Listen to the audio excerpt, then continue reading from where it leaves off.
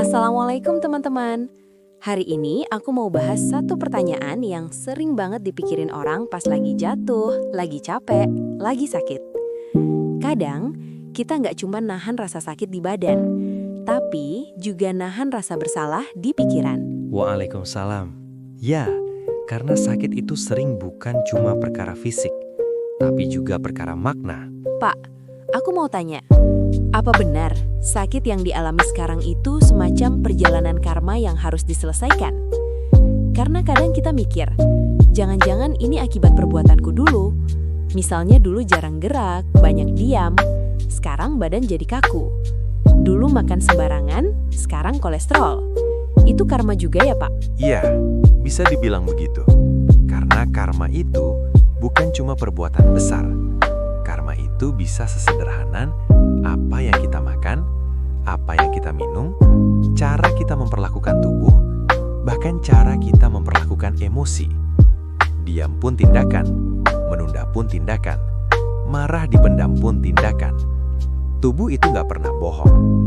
Dia cuma mencatat, lalu suatu hari memberi sinyal. Tapi kok ada ya, Pak? Orang yang kelihatannya baik-baik, hidupnya juga biasa aja, tapi sakitnya aneh. Kadang dicek dokter nggak ketemu apa-apa. Nah, ini yang menarik. Ada sakit yang bukan hanya dari kebiasaan hari ini, tapi dari memori batin yang lebih dalam. Sebagian orang percaya ada jejak pengalaman lama yang terbawa. Bukan untuk bikin kita takut, tapi untuk menyadarkan bahwa ada yang belum selesai kita lepaskan.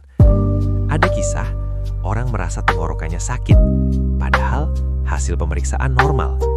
Ternyata yang sakit bukan tenggorokan fisik, tapi ingatan rasa sakit yang melekat.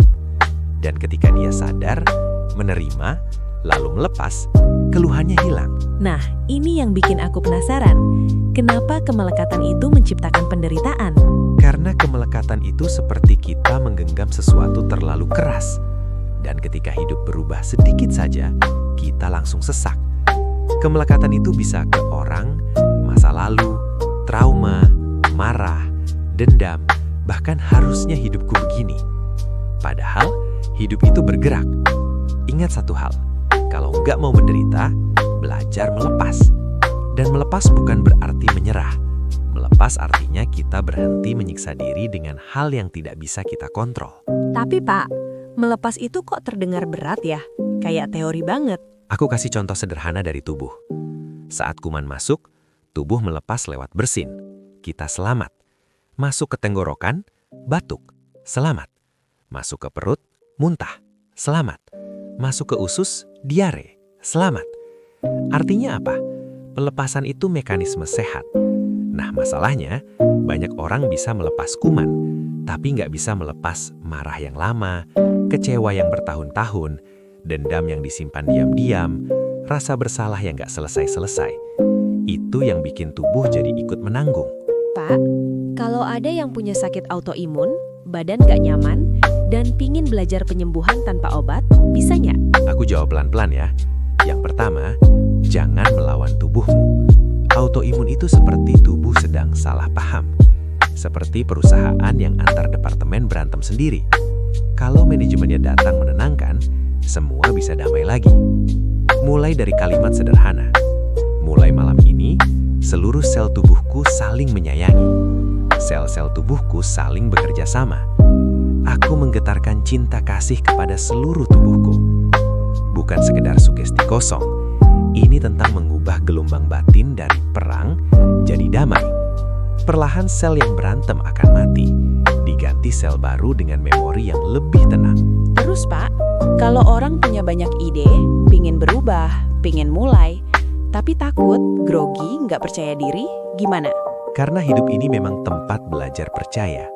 Dan kadang kita baru bisa percaya diri ketika kita benar-benar kenal diri. Aku pernah sampai titik, aku marah sama hidup, marah sama Tuhan, marah sama semesta. Sampai akhirnya dalam diam, muncul satu pertanyaan.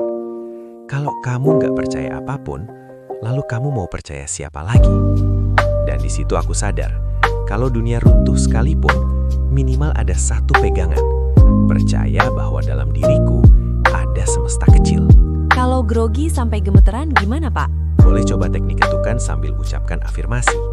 Ketuk pelan area ini sambil bilang, saya tenang, saya aman, saya bisa. Mulai dari 1. Atas alis, 2. Bawah mata, 3. Bawah hidung, 4. Dagu, 5. Dada kiri. Sambil senyum tipis, karena tubuh itu nurut sama perintah yang lembut. Tapi yang paling menyembuhkan tetap 1. Jam terbang. Demam panggung hilang kalau kita sering manggung. Jadi intinya Pak, sakit itu bukan selalu hukuman. Bukan selalu hukuman. Kadang sakit itu pengingat bahwa ada yang harus kita rapihkan. Pola hidup, pola makan, pola pikir, pola rasa. Sakit bisa jadi cara semesta bilang, kamu terlalu lama menggenggam. Sekarang belajar melepas. Dan saat kita mulai melepas, pelan-pelan tubuh ikut lega. Kalau kamu ngerasa video ini nyentuh kamu, tulis di komentar, aku belajar melepas. Jangan lupa like kalau kamu setuju, subscribe biar gak ketinggalan konten seperti ini, dan share ke orang yang kamu sayang, karena bisa jadi dia lagi berjuang diam-diam. Semoga kita semua diberi sehat, diberi kuat, dan diberi hati yang lapang.